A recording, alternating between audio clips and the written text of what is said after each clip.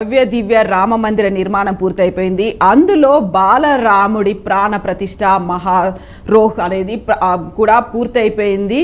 సమారోహ్లో భాగంగా ప్రధానమంత్రి నరేంద్ర మోదీ ప్రత్యేక పూజలు చేశారు. బాలరాముడికి సంబంధించి బెంగళూరుకి మైసూర్కి చెందినటువంటి అరుణ్ యోగి నిర్మించినటువంటి శిల్పానికి ప్రాణ ప్రతిష్ఠ జరిగింది. మరికొద్ది సేపట్లో అక్కడికి వచ్చినటువంటి విఐపి భక్తుల్ని కూడా ప్రవేశానికి అనుమతి అనేది ఉంటుంది. ఇక కంప్లీట్గా రామ మందిర నిర్మాణానికి సంబంధించి చూసుకుంటే నాగర శైలిలో రామ మందిర నిర్మాణం అనేది జరిగింది. ఉత్తర భారతదేశ నిర్మాణ శైలిలో జరిగింది. ఇక రాముడికి సంబంధించి బాలరాముడికి సంబంధించి చూస్తే దక్షిణ భారతదేశానికి చెందినటువంటి కృష్ణశిలతో ఏకశిలతో నిర్మించినటువంటి బాలరాముడు, అలాగే హొయసల నిర్మాణ శైలి అనేది కనిపిస్తోంది. వీటన్నిటికీ సంబంధించి మనం మాట్లాడుకోవాలి.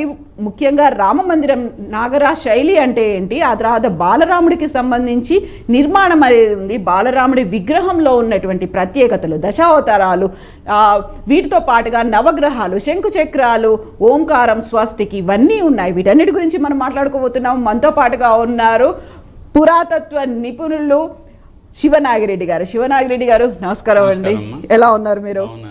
సో మనం ఇప్పటిదాకా చూస్తూ వచ్చినాము రామ మందిరానికి సంబంధించి కరసేవకులు తన శ్రీనివాస్ గారు స్వయంగా 92లో పార్టిసిపేట్ చేసి వచ్చినటువంటి శ్రీనివాస్ గారితో మాట్లాడుకున్నాము. ఇప్పుడు మనం పర్టికులర్గా రామ మందిరానికి సంబంధించి బాలరాముడి విగ్రహానికి సంబంధించినటువంటి నిర్మాణం గురించి మాట్లాడుకుంటే ముందు మనం బాలరాముడి గురించి మాట్లాడుకుందామండి. బాలరాముడు అంటే చిన్నగా ఉండేటువంటి బుడిబుడి నడకలతో అక్కడ కూర్చొని గోరుముద్దలు తింటున్నటువంటి బాలరాముడు కాదు, నిలువెత్తు బాలరాముడు, 5.5 అడుగులు ఎత్తున్నటువంటి బాలరాముడు. ఎలా చూడొచ్చు సార్, దానికి సంబంధించినటువంటి నిర్మాణ శైలి అనేది ఎలా ఉంది? చాలా అంటే ఈ బాలరాముని విగ్రహం అనేక ప్రత్యేకతలను సంతరించుకుంది. ఎందుకు బాలరాముని పెట్టారు, కోదండ పాణిని ఎందుకు పెట్టలేదు అంటే అయోధ్యలో రాముడు జన్మించి బాలుడుగా యవ్వనం వరకు అక్కడ ఉన్నాడు కదా, అందుకని చెప్పి ఆ బాలరాముడికి అంత అవినాభావ సంబంధం, అయోధ్యకి బాలరాముడికి అవినాభావ సంబంధం ఉంది కాబట్టి బాలరాముని విగ్రహమే పెట్టాలి అని అనుకున్నారు. అయితే ఈ విగ్రహం చాలా ప్రత్యేకతలు సంతరించుకుంది. వాళ్ళు ఏమనుకున్నారంటే ట్రస్ట్ వాళ్ళు ముందు భారతదేశంలో ఉన్న ప్రామాణిక శిల్పుల్ని సంప్రదించి వాళ్ళకి ఇద్దాం అని అనుకున్నారు. అలా కాకుండా అసలు సాంప్రదాయబద్ధమైన శిల్పులు, మోడర్న్ శిల్పులు చాలా మంది ఉన్నారు, కానీ సాంప్రదాయబద్ధంగా శిల్ప కుటుంబంలో అంటే శిల్పుల కుటుంబంలో జన్మించి పుట్టినప్పటి నుంచి వాళ్ళ కుటుంబంలో నుంచే రాయిని ఎంపిక చేయటం ఎలా, దాన్ని చక్కగా చదును చేయటం ఎలా, ఆ తర్వాత దాని మీద ప్రతిమ యొక్క లక్షణం రాయటం ఎలా, అంటే ప్రతిమ రూపం అంటాం, ధ్యాన లక్షణం అంటాం మేము, అది రాయటం ఎలా, రాసిన తర్వాత చెక్కటం ఎలా, ఇలాంటి దాంట్లో చిన్నప్పటి నుంచి తర్ఫీదు పొందినటువంటి వాళ్ళ కోసం చూస్తే ముగ్గురు దొరికారు. ఆ ముగ్గురులో కూడా ఈ ఉత్తరాది దేవాలయాన్ని ఇటు మనం నాగర శైలిలో ఔత్తరాహిక నాగర శైలి అంటాం, దాన్ని శేఖరి అంటారు. ఈ నాగరంలో 3 రకాలు ఉన్నాయి. ఒకటి నాగరం, ద్రావిడం, వేసరం అని మన భారతదేశం మొత్తం మీద 3 విభాగాలు చేసి జియోగ్రఫికల్గా, అంటే హిమాది వింధ్యాంతం, హిమాలయాల నుంచి వింధ్యా నది వరకు ఉండేదా ఆ ప్రాంతంలో నాగరం కట్టమన్నారు. అలాగే వింధ్యాది కృష్ణాంతం వేసరం కట్టమన్నారు, కృష్ణాది కన్యాంతం ద్రావిడం కట్టమన్నారు. ఏమిటి మరి చెప్పారు, విన్నారన్నారు, నాగర ద్రావిడ వేసర జన్మాది స్తూపి పర్యంతం యుగాశ్రం నాగరం భవేత్ అంటారు. అంటే ఆలయం ప్రారంభం నుంచి భూమి మీద ఉన్నప్పటి నుంచి పై శిఖరం వరకు, శిఖ వరకు చదరంగా యుగాశ్రమం 4 యుగాలు కదా, 4 దీర్ఘచతురస్రంగానే ఉంటే దాన్ని నాగరం అన్నారు.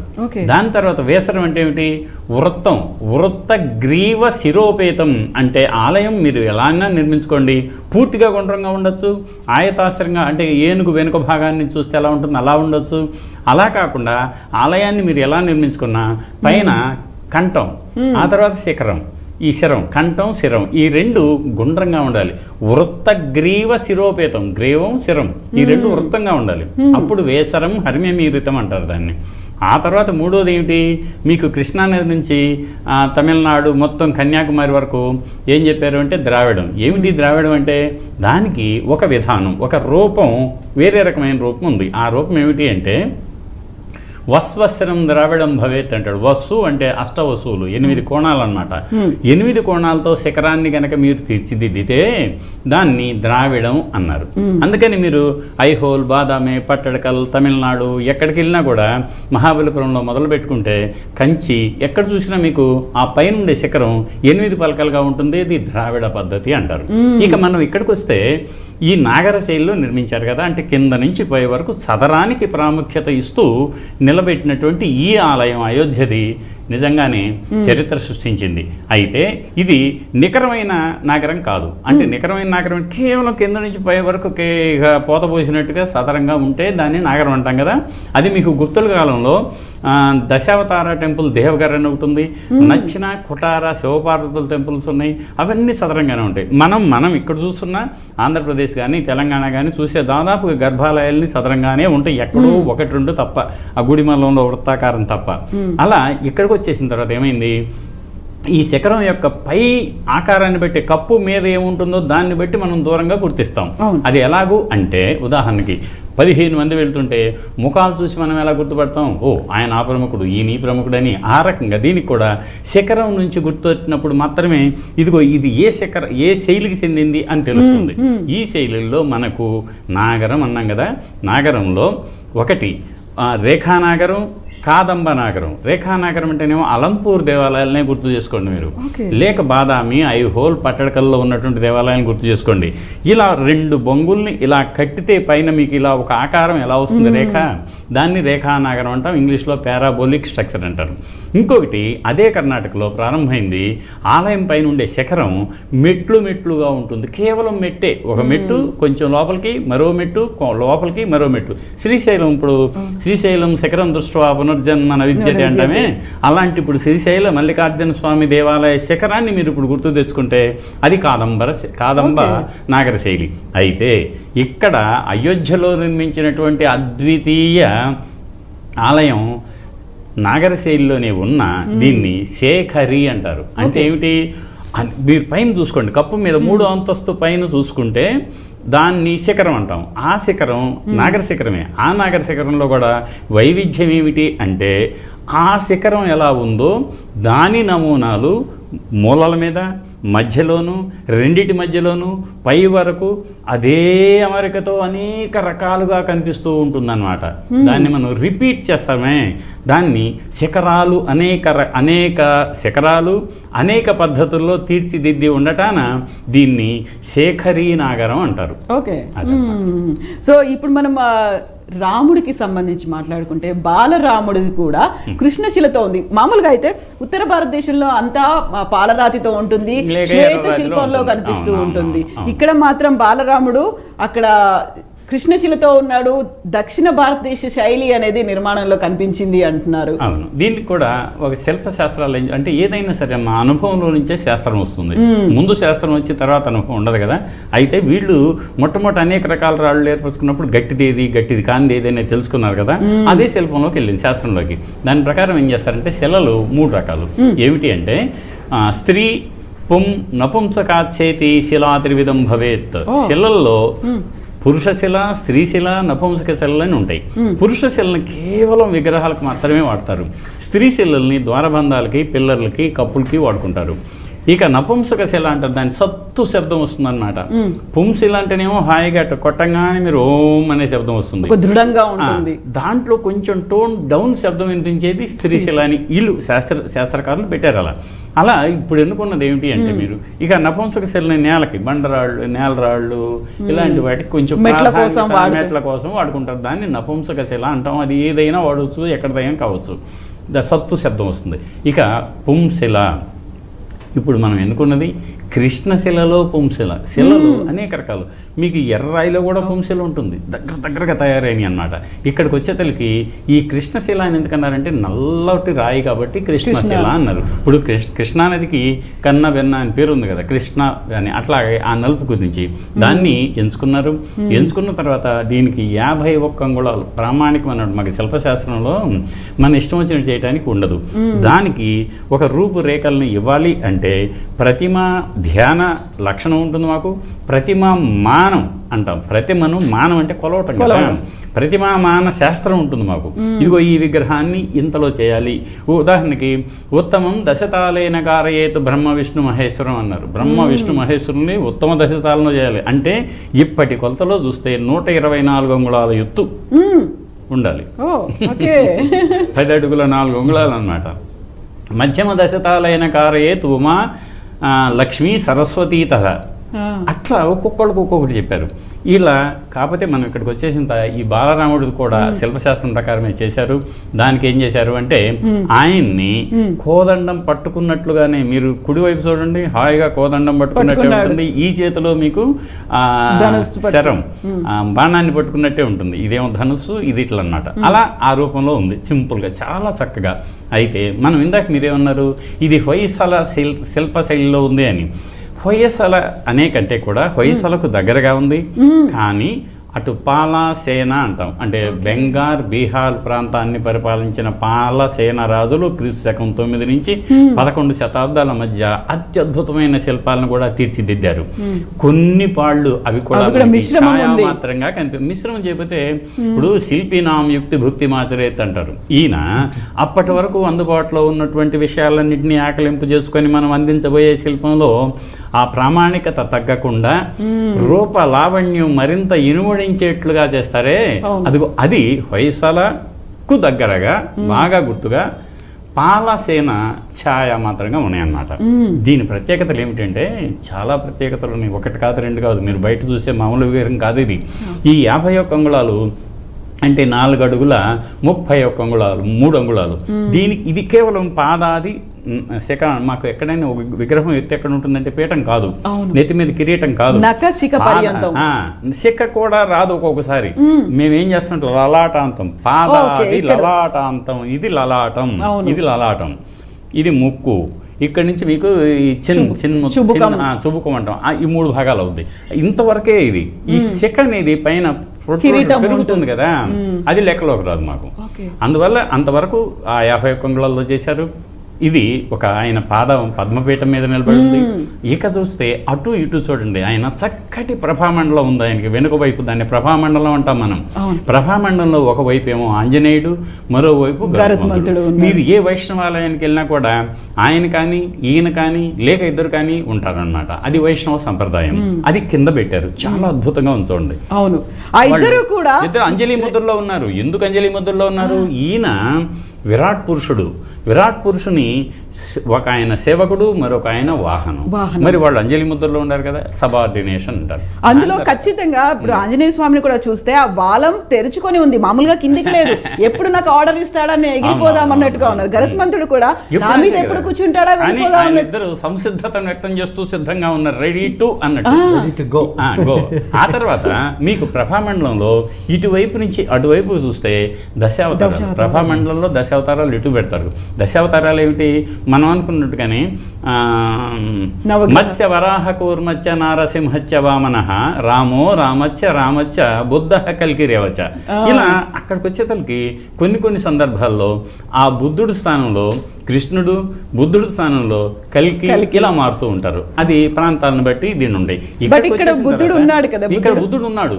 బుద్ధుడిని కూడా దశావతారాల్లో పెట్టుకున్న ఆధారాలు మనకి తెలంగాణలో అలంపూర్లో మీకు కనిపిస్తుంది, కప్పు మీద హాయిగా చూడొచ్చు అన్నాడు. చాలా చోట్ల ఉన్నాయి ఇవన్నీ కూడా.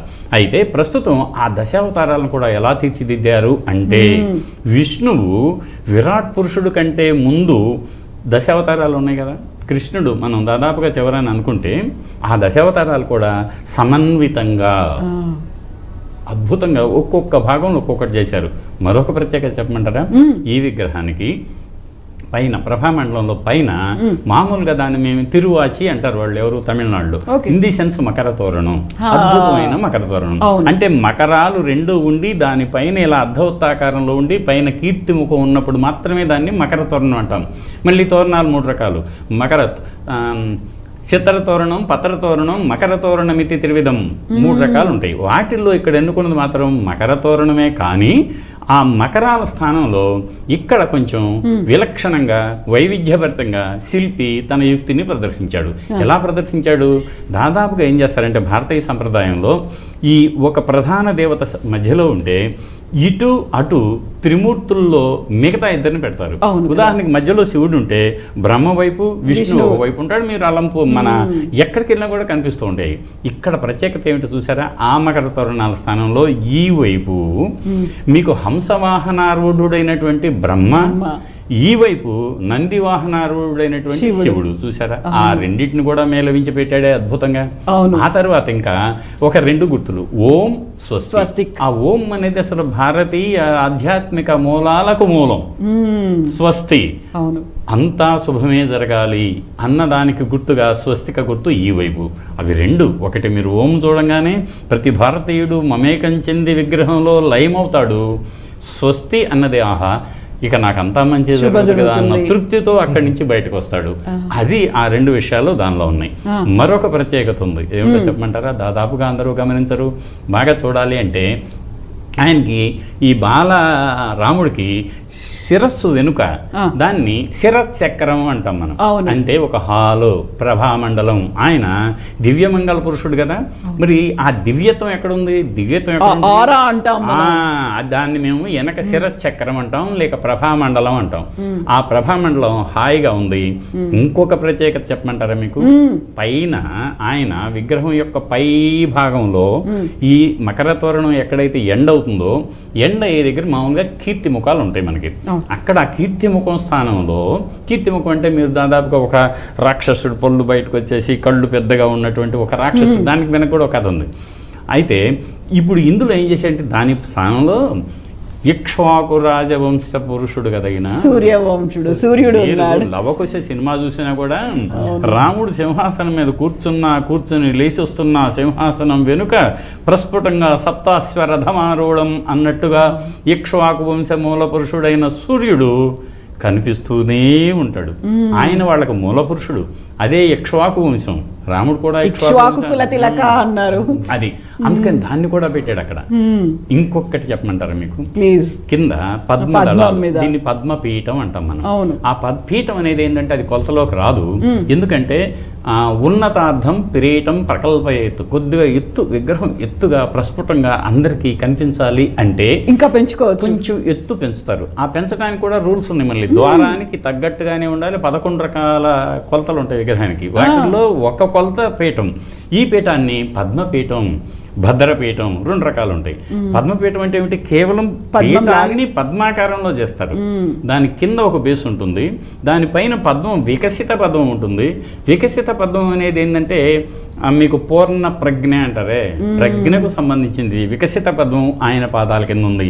పాదాల నుంచి ఆయనకి కాళ్ళు, తొడలు, మేము మేఢ్రం అంట. మేఢ్ర భాగం అంటే మీకు కటి భాగం తర్వాత ఆయన అప్పుడే అమరుతూ మరింత పరిపుష్టిని సంతరించుకున్న అవయవ సౌష్ఠవానికి గుర్తుగా ఈ బాల రాముణ్ణి ఎంత అందంగా తీర్చిదిద్దాడు అంటే, మరీ కండలు తిరిగినట్టుగా కాకుండా ఇంకా కండలు ఏర్పడుతున్నాయా అన్న సందేహం కలగకుండా మధ్యస్థంగా ఆయన దాదాపుగా బాలుడు కొంచెం బాల్య దశలో కొంచెం పెరుగుతున్నటువంటి నేపథ్యంలో అమరి ఉండే ఈ ఉదర భాగము ఎంత చక్కగా తీర్చిదిద్దారు. తర్వాత బాహువులు. ఆ బాహువులు కూడా ప్రస్ఫుటంగా, ఆయన పెద్ద అయిన తర్వాత ప్రస్ఫుటమైనటువంటి బాహువులు ఉంటాయి. దాన్ని స్కందం అంటాం కదా. ఆ స్కందాలను కూడా బాలుడు కాబట్టి ఆయనకి ఎంత ఉండాలో అంతే ఉచితంగా పెట్టాడు. ఆ కుడి చేయిని చిన్ముద్రలో పెట్టారు. ఎందుకంటే చిన్ముద్రలో ఆయన బాణం ఇమిడి ఉంటుంది కాబట్టి రెండింటికి పనికొస్తుంది. ఆ తర్వాత ఏమో ఎడమ చేతిలో ఆయన కోదండాన్ని ధరించటానికి కటక హస్తం అంటారు. దాన్ని పొజిషన్ లో పెట్టుకొని ఉన్నారు. కటకం. ఈ 2 మనకు శిల్ప శాస్త్రంలో ఉన్నటువంటి హస్త ముద్రలు అంటారు. ఇక చిట్ట చివరిగా మనం చెప్పుకోవటానికి ఆయన కూడా చిన్న బాల్యుడు, అంటే బాల్యంలో ఎలా ఉంటుంది అంటే మీకు అప్పటికి ఏర్పడి ఉన్నటువంటి ముఖ కవళికలు వేరుగా ఉంటాయి బాలుడికి. అసలు ఫస్ట్ బాలుడికి వేరుగా ఉంటాయి, పెరిగిన బాలుడికి ఉంటాయి, పెరిగిన తర్వాత బాలుడిగా వేరుంటాయి, అన్ని అవగాహనకు వచ్చిన తర్వాత బాలుడిగా ఉంటాయి. అదిగో అన్ని అవగాహన కలిగినటువంటి ఒక బాలుడి ముఖ కవళికలు ఎలా ఉంటాయో ఆయన కూడా ఈ చుబుకం దగ్గర నుంచి పెదవులు, అధరాలు అంటాం, రెండు అధరాలు, తర్వాత నాసికా పుటం, ఆ తర్వాత కన్నులు, కనుబొమ్మలు, తర్వాత లలాటం. ఆయనకి లలాటం చాలా విశాలంగా ఉంటుంది అని కదా.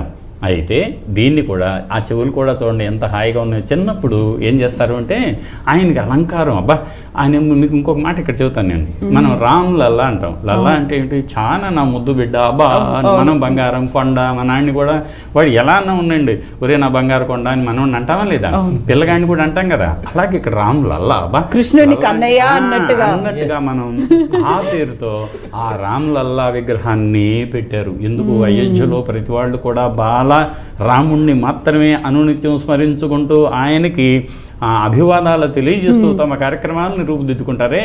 అందుకని ఇన్ని ప్రత్యేకతలు ఉన్నటువంటి ఈ విగ్రహాన్ని తీర్చిదిద్దిన అరుణ్ యోగి మైసూరుకు చెందినవాడు, శిల్పకళా సంప్రదాయ కుటుంబంలో పుట్టినవాడు.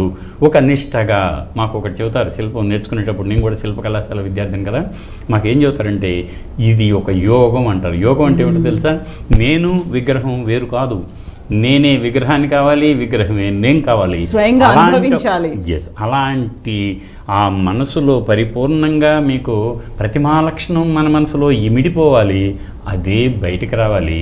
అంతకు ముందు రాయి, తొక్కితే రాయి, మొక్కితే దేవుడు అంటాం కదా, అదిగో ఆ భావాన్ని అద్భుతంగా తీర్చిదిద్దాడు. ఆయన సమపాద స్థానకంలో ఉన్నాడు, భంగ్యం లేదు.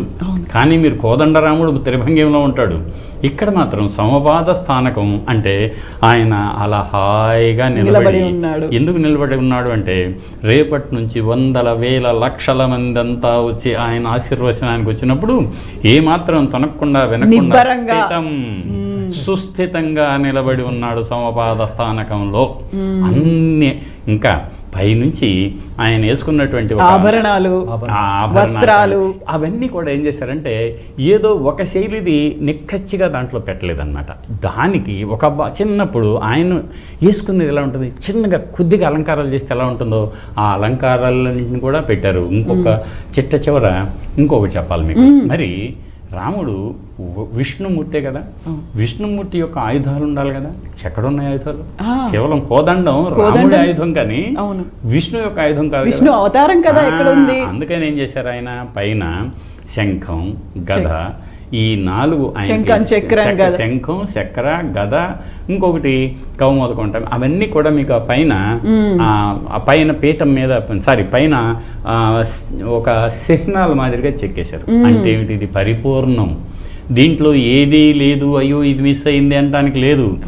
ఇంత ముమ్మూర్తుల శాస్త్ర సహితంగా చక్కటి శిఖ, ఆయనకి శిఖ చూశారు కదా మీరు, కిరీటం కాదది, శిఖ. కానీ అదే మనం మామూలుగా చూస్తే ప్రతిష్ఠితమైనటువంటి రామ లక్ష్మణ సీత విగ్రహాల్లో చక్కటి ఆయనకి ఏమంటారు మకుట కిరీటం ఉంటుంది ఆయనకి. అలా ఆయన్ని కేవలం ఒక బాల రాముడుగా ఎలా ఉండాలో అలా తీర్చిదిద్దాడు. అందుకని 3 శిల్పులు తదేకంగా యోగ అభ్యాసంతో తీర్చిదిద్దిన మైసూరుకు చెందిన కృష్ణశిల, మైసూరుకు చెందిన శిల్పి, దాక్షిణాత్య సంప్రదాయం అటు ఔత్తరాహిక ఆలయ పరిసరాల్లో ఇముడుతుందా అనేదానికి ఆలోచిస్తే అందరూ టిక్ అన్నారు. ఈనాడు ఆ గర్భాలయంలో ఉన్నటువంటి పాలరాతి గర్భగృహ మధ్య అంటే దానికి కూడా మీకు పద విన్యాసం అంటారు. మధ్యలో ఉండటానికి లేదు, మధ్యలో కేవలం శివుడు మాత్రమే ఉండాలి. గర్భార్థం దశపదం కృత్వాన్ భాగ మధ్యేన శంకరం నవాంశం బ్రహ్మస్థానం అష్టాంశం విష్ణుముచ్యతే. 8వ భాగంలో ఉంటాడు ఆయన. గర్భాలయం సగం చేస్తే సగం నుంచి మీరు కనుక వెనక నుంచి 10 భాగాలు చేస్తే ఆ వెనక నుంచి 2వ దాంట్లో 8లో ఉంటాడు. ఆయన అలాగే ప్రతిష్ఠిస్తున్నారు హాయిగా. ఇన్ని విషయాలు, ఇన్ని ప్రత్యేకతల్ని శివనాగిరెడ్డి గారు ఇప్పుడు ఆ విగ్రహంలో కూడా నవగ్రహాలని కూడా పొందుపరిచారు. నవగ్రహాలు అంటే ఏమైందంటే మీకు ప్రతి విగ్రహంలో జగతి అంటాం. అవును, ఈ జగదోద్ధారక, తర్వాత ఆయన్ని మీకు ఈ మధ్య వచ్చిన సినిమా పాటలో కూడా ఆయన జగత్తంతటికి మహానుభావుడు అని కదా అనుకునేది. ఈ జగత్ అనేది మొత్తం భూగోళమే అని మీరు అనుకుంటే, భూగోళాన్ని అష్ట వసువులు అంటే అట్లాగే అష్ట నాగాలు, నాగం అంటే పాము అని ఒక అర్థం, అష్ట నాగాలు ఉన్నాయి. నాగం అంటే ఎలిఫెంట్స్, అష్ట దిగ్గజాలు అంటే మనం దిగ్గజాన్ని కూడా నాగం అని అంటారు అన్నమాట. అవి అట్లాగే అంటే దిక్కులు, గ్రహాలు, మొత్తం భూమి కూడా ఒక గ్రహం కదా. అలా తనతో పాటే ఆ నవగ్రహాలను కూడా అంటే విష్ణుమూర్తిని వాళ్ళు అనునిత్యం ధ్యానిస్తారు. మీకు వెంకటేశ్వర వైభవంలో కూడా మీరు చూడండి, పొద్దున్న వాళ్ళు అది మీకు భూపాల రాగంలో చక్కగా అద్భుతమైనటువంటి ఇదిగో వాళ్ళు వచ్చారు, వీళ్ళు వచ్చారు, మీరు లెగవాలి, కొంచెం తెర తొలగదీయండి, ఇదిగో ఈ పక్క వీళ్ళు ఉన్నారు, ఆ పక్క వాళ్ళు ఉన్నారు, ఇటు అష్టదిక్పాలకులు ఉన్నారు, ఇటు నవగ్రహాలు అని అంటామే. అలా విష్ణువుకి వీళ్ళంతా కూడా నెక్స్ట్ ప్రోటోకాల్లో ఆయన తరువాతి వారు కాబట్టి వాళ్ళందరూ కూడా నిన్ను పరివేష్టితులై ఉన్నారు అని చెప్పడానికి సూచనగా దాన్ని తీర్చిదిద్దారు. సో శ్రీనివాస్ గారు, ఇప్పుడు మీరు అనుకున్నటువంటి బాలరాముడి విగ్రహం కేవలం బాలరాముడు కాదు, ఇంతమంది అందులో ఉన్నారు అని శివనాగిరెడ్డి గారు చెప్పిన తర్వాత ఎలా అనిపిస్తుంది? ఇంకా వెళ్ళి చూడాలి అనేది ఎక్సైట్మెంట్ పెరుగుతుందా? నిజంగా రాముడే నడిచొచ్చాడేమో నా శివనాగిరెడ్డి గారు చెప్తుంటే నిజంగా ఆ వల్లు గగురు పడుతుంది. నిజంగా రాముడే నడిచొచ్చి అక్కడ ఉన్నాడేమో అనేటువంటి చేయించుకున్నాడు కూడా కాదు, నిజంగా నడుచుకుంటూ వచ్చాడు గుళ్ళోకి, ఆలయంలోకి, ఆయన యొక్క గృహంలోకి 500 సంవత్సరాల తర్వాత ఎక్కడికో వెళ్ళి ఓ యుద్ధం చేసి గెలిచి మళ్ళీ వచ్చి ఇక్కడ ప్రతిష్ఠించబడ్డాడు అని చెప్పేసి ఇప్పుడు మనం చూస్తున్నాం కంప్లీట్ గా అలంకృతమైనటువంటి అలంకారంతో ఉన్నటువంటి బాలరాముడు కనిపిస్తున్నాడు. ఇప్పుడు మీరు చెప్పినటువంటి ఆ ఊర్ధ్వ మకుటం అనేది అక్కడ కనిపించట్లేదు కదా కిరీటం పెట్టిన తర్వాత. ఆయనకి ఇప్పుడు ఏం చేశారంటే అలంకారాలు కదా, మీకు షోడశోపచారాలు అంటారు, 16 రకాలైన ఉపచారాలు నిత్యార్చనలు ఉంటాయి ఆయనకి. ఇక నుంచి ఈ వెంకటేశ్వర వైభవంలో వస్తాయి కదా నిత్యార్చన, అంటే నిత్యోత్సవ, వారోత్సవ, పక్షోత్సవ, మాసోత్సవ, బ్రహ్మోత్సవాది ఉత్సవాలు ఇక నుంచి జరుగుతాయి. అనునిత్యం ఉదయంలో త్రికాలార్చనలు అంటాం, ఉదయం, మధ్యాహ్నం, సాయంత్రం త్రికాలార్చనలు అంటాం. అలా జరిగేటప్పుడు ఏం చేస్తారంటే వారికి ఒక్క విషయం చూద్దాం పాఠకుల కోసం. చాలా మంది పండితులు ఉన్నారు, ఆధ్యాత్మికతలు అనేక విషయాలు చెప్పారు, కానీ గ్రామాల్లో ఉండే వాళ్ళకి పాపం కొన్ని విషయాలు తెలియవు కాబట్టి ఒక్క విషయం మాత్రం చెప్పి నేను ముగిస్తాను. ఏమిటంటే ఈ అర్చనలో మీకు అర్చన అంటే అంగభోగం అంటారు దాన్ని. అనునిత్యం ఆయనకి ముందు స్వామివారికి శుభ్రం చేసిన తర్వాత ఆయనకి మీకు పాద్యం సమర్పయామి, అర్ఘ్యం సమర్పయామి, ఇవన్నీ ఉంటాయి కదా. ఆ చేసేటప్పుడు కోటు ఎలా ఇస్తారు, వాటిని షోడశ ఉపచారాలు అంటారు, అవన్నీ చేస్తారు. అది అంగభోగం అంటారు దాన్ని. రంగభోగం అంటే ఏమిటో తెలుసా మీకు? ఆలయం ముందు నర్తకీమణులు తమంతట తాముగా తమ నర్తనమే జీవనంగా ఉచ్ఛ్వాస నిశ్వాసాలుగా బతుకుతూ ఆ మహనీయుని కీర్తిస్తూ నృత్యాన్ని చేసి నృత్యాన్ని అర్పిస్తారే, దాన్ని రంగభోగం అంటాం. రాముడి సేవలోనే లీనమైపోయి నిమగ్నమైపోయి మంది. అలా మీకు ఈ అర్చనలు అద్భుతంగా రేపటి నుంచి అందుకోబోతూ ఉంటాయి. ఇవాళ మాత్రం నేనేమంటానంటే మిగతా విషయాలు మనం ఎలా ఉన్నా ఇది ఒక చారిత్రక ఘట్టానికి నాంది. ఈ రోజు అనేది చరిత్రలో ఎప్పటికీ నిలిచిపోతుంది. ఇప్పుడు మనం అక్కడ గర్భాలయంలో వేంచేసి ఉన్నటువంటి రామ్ లల్లా, విరాజ్మాన్ అయినటువంటి రామ్ లల్లాని చూస్తూ ఉంటే ముగ్ధ మనోహరంగా కనిపిస్తుంది. ఎంత నిర్మాణం అనేది మందిరం, భవ్య దివ్య మందిరం అన్నట్టుగా ముగ్ధ మనోహరమైనటువంటి దివ్య సుందర రూపం అనేది అక్కడ కనిపిస్తూ ఉన్నప్పుడు, సో శ్రీనివాస్ గారు అది మీరు కలలు కన్నారు, మీరు పోరాటం చేశారు, మీరు ఉద్యమించారు. ఇప్పుడు ఇన్ని రకాలుగా బాలరాముడిని అనుకున్నప్పుడు ఎలా అనిపిస్తుంది? గతంలో మీరు చూసినటువంటి బాలరాముడు కూర్చొనే ఉన్నాడు అక్కడ, గోరుముద్దలు తింటున్నటువంటి బాలరాముడుగా కనిపించాడు. ఇప్పుడు యుద్ధ విద్యలు నేర్చుకుంటున్నటువంటి బాలరాముడుగా ఉన్నాడు. కరసేవ జరిగినప్పటికీ అక్కడ ఉన్నటువంటి వివాదాస్పద కట్టడంలో బాలరాముడు ఉన్నాడు. అప్పటికీ పూజలు జరుగుతూనే ఉన్నాయి. అయితే అది చిన్నది, అది చిన్నది, అది ఏమైందంటే ఇంత ఆలయాన్ని ఆగమ శాస్త్ర ప్రకారంగా, వాస్తుశిల్ప ప్రకారంగా ఆలయాన్ని తీర్చిదిద్దిన తర్వాత ఆలయంలో అదే బాలరాముడిని పెడితే ఏమవుతుందంటే ఉంటుంది, అందరి భక్తిభావానికి ఏమాత్రం తక్కువ లేదు, కానీ దృష్టి కనిపించాలి. అది ఒక్కసారి ఇప్పుడు వెంకటేశ్వర స్వామి దగ్గరికి మీరు వెళ్తే వెనక్కి తిరిగి మరోసారి చూడాలనిపిస్తుంది. చూస్తుంటే మీకు ఆ పైన ముఖానికే పరిమితం అవుతాం, ఎందుకంటే ఈ అడ్డాలతో కనిపించవు కదా. ఇక్కడ కూడా చిన్న విగ్రహాన్ని పునఃప్రతిష్ఠించుకోవచ్చు, కానీ దృశ్యమానం కాదు అది. మరి లక్షల మంది వచ్చినప్పుడు తనువి తీరా దాన్ని దర్శించి ఒళ్ళంతా పులకింపజేసుకోవాలి ఆ మూర్తిమత్వంతో. అంటే ఒక సప్రమాణమైనటువంటి విగ్రహాన్ని ప్రతిష్ఠించినప్పుడు మాత్రమే అది వనకూడుతుంది అని పెద్దలు నిర్ణయించారు. ఈరోజు సాకారమైంది. భారతదేశ సంస్కృతి ఇవాళ పరిపూర్ణతను సాధించుకుంది. అంటే రాముడు ఇంతింత ఈ వటుడింత అన్నట్లు పెరుగుతూ పెరుగుతూ పెరుగుతూ పెద్దయ్యాడు. ఇప్పుడు బాలరాముడు కాస్త పెరిగిపోయాడు. అవును, పెరిగిపోయి మనకు ప్రత్యక్ష దర్శనము శివనాగిరెడ్డి గారు చెప్పినట్టు చూస్తే అసలుకి ఈ దేశం యొక్క సంస్కృతి సంపదని మళ్ళీ మనం తీసుకొచ్చుకున్నామేమో రాముడి ఆగ్రహంతో. అంటే ఇదంతా మళ్ళీ ఇక్కడ శ్రీనివాస్ గారు నాకు అనుమతిస్తే ఒక మాట చెప్తాను. ఏమైంది అంటే ఇవాళ భారతీయ సనాతన ధర్మం అనేదేమో ఇలా కొనసాగింపు. ఈ సనాతన ధర్మానికి ప్రతీకలు ఆలయాలు. ఆ ఆలయాల్లో ప్రతీకలైనటువంటి ఆలయాల్లో ప్రకాశమానంగా ఉండే విగ్రహాలు. ఇవాళ చూసారా, ఒక ఆలయం కొన్ని వందల మంది శిల్పులు 3 సంవత్సరాల పాటు వేల మంది శిల్పులు పనిచేశారు. అది ఒక శైలి అంతరించిపోయింది, ఆగిపోయింది అనుకున్నది నిన్నటిదాకా ప్రవహించి జల జల గలగల పారిన గోదావరి స్తబ్దత వహించి అలా ఆగిపోతే మనం దాన్ని భరించలేమే. అది అలాంటి ఒక విధానాన్ని కొనసాగింపుగా ఉంది. శిల్పులు బతికారు. మళ్ళీ మనం గతకాలపు వైభవ ప్రభావాలకు చిహ్నమైనటువంటి ఈ ఆలయం ఈనాడు ప్రపంచ పరివ్యాప్తికంగా కేవలం హిందువులనే కాదు, మిగతా వారందరూ కూడా భారతీయ వారసత్వాన్ని గౌరవించే ప్రతి వారు తిలకించి పులకించి పోతున్నారు అనటంలో ఏమాత్రం ఆశ్చర్యం లేదు. సో కంప్లీట్గా ఒక రివైవ్ అయింది. ఎదురు చూస్తున్నటువంటి కళా సాక్షాత్కారం అయింది. అక్కడ 100 ఏళ్ళుగా జరిగినటువంటి పోరాటం 500 ఏళ్ల తర్వాత శ్రీనివాస్ గారు, మీరు నేను కలిసి దాన్ని సాక్షిభూతం అవుతున్నాము అంటే, దాన్ని చూస్తున్నాము అంటేనే అదొక మరుపురాని అనుభూతి, చారిత్రాత్మకమైనటువంటి ఘట్టం. 100 సంవత్సరాల చరిత్రకి ఇదొక నిదర్శనం. అంటే నిజము అని చెప్పుకోవడానికి ఇప్పుడు మనం చూస్తున్నటువంటి ఘట్టాలు ఏవైతే ఉన్నాయో, శివనాగిరెడ్డి గారు చెప్పినట్టు మన దేశమే కాదు, ప్రపంచవ్యాప్తంగా ఈ సంస్కృతిని ఈ సాంప్రదాయాన్ని నమ్మేటువంటి దేశాల్లో ఉన్నటువంటి ప్రజలందరూ కూడా ఈరోజు నిజం అనుకుంటున్నారు. రాముడు ఉన్నాడు. చాలా చాలా సందర్భాల్లో కొద్దిమంది చెప్పేవాళ్ళు అన్నట్టు, రాముడు ఎక్కడున్నాడు చూపేవయ్యా అనేవాడు అన్నట్టు. చూడు ఇక్కడ ఉన్నాడు రాముడు, ఇప్పుడు ఇలా వచ్చాడు, బాలరాముడు మళ్ళీ వచ్చాడు అయోధ్యకి.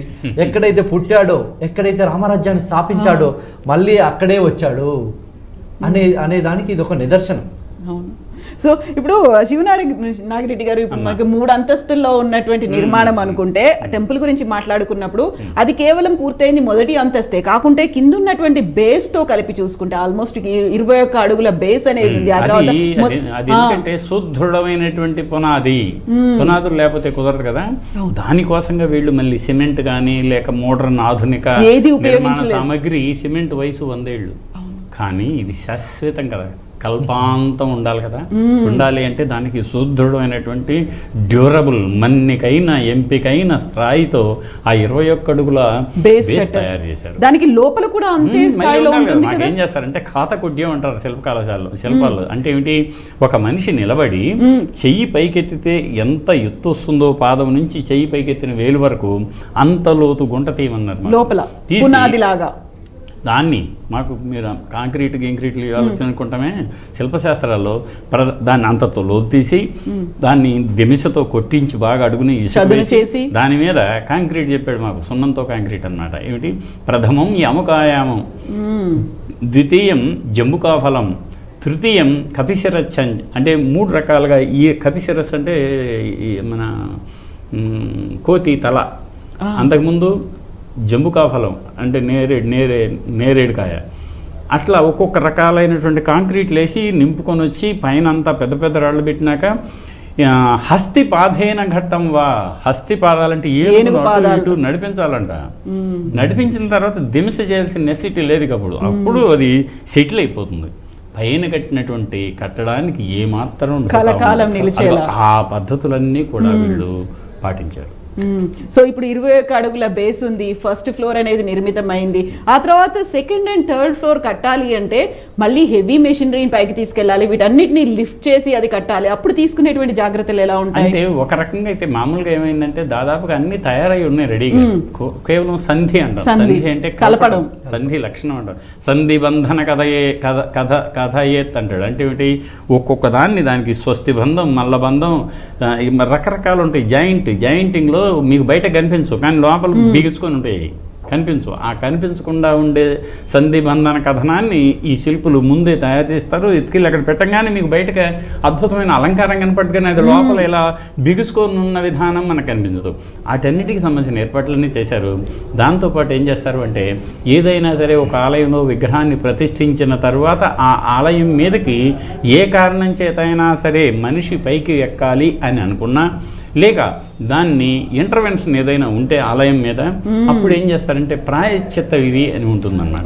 అంటే ఇన్ ది సెన్స్ ఆ తర్వాత అయ్యా మేము ఒక చిన్న పొరపాటు చేయాల్సి వచ్చింది, ఈ పొరపాటు కూడా దేనికో తెలుసా, ఈ ఆలయాన్ని పూర్తి చేయడానికే, మమ్మల్ని మన్నించండి, ప్రాయశ్చిత్త విధి మేము చేసుకుంటున్నాం అని ఒక చిన్న ప్రాయశ్చిత్త విధి ఉంటుందన్నమాట.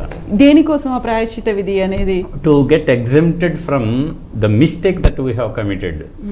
మేము ఎక్కకూడదు కదా మీ ఆలయానికి, ఎక్కిన దానికి మాకు మన్నించండి, మన్నింపు అంటారు. మన్నింపు అభ్యర్థనే ప్రాయశ్చిత్తం. దానికి ఒక రిచువల్ అనేది ఏదైనా ఉంటుందా? ఏం చేస్తారు అప్పుడు? కంప్లీట్ గా ఏం చేస్తారంటే, మొత్తం పూర్తయిన తర్వాత మహాకుంభాభిషేకం మళ్ళీ చేయాలి. అసలు మహాకుంభాభిషేకం ఇవాళ కేవలం ప్రాణప్రతిష్ఠ అయింది. ఆలయానికి మహాకుంభాభిషేకం, సప్త నది తీర్థాలను తీసుకొచ్చి దాన్ని కుంభంలో పెట్టుకొని కలశంలో, ఆ కలశం దాన్ని పూజలో పెట్టిన తర్వాత పైనుంచి ఆ నీటిని కలశం మీద పోస్తే ఆ కలశం మీద నుంచి ఆలయం మీదకి జారి రావటం. అదే సందర్భంలో ఇక్కడ కూడా, అక్కడేమో మహాకుంభాభిషేకం అంటాం, ఇక్కడ సంప్రోక్షణ అంటారు అన్నమాట.